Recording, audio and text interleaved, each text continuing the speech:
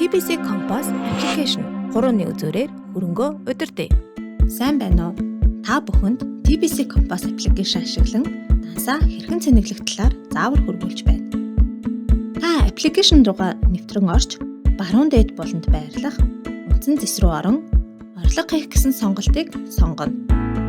Хэрэв та анх дахь зах зээлийн арилжаанд оролцох бол үнэ цаасны төвлөрсөн хадгаламжийн төв дэх өөрийн нэр дээрх 12 оронтой дансыг зааврын дагуу цэнэглэнэ.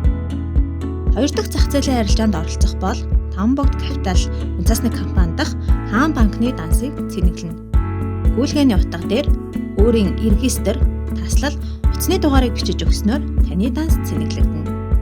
Та гүйлгээний утгаа кирилл үсгээр бичгийг анхаарна уу? TBC Compass application 3-ны үзүүрээр хөрөнгөө удирдах.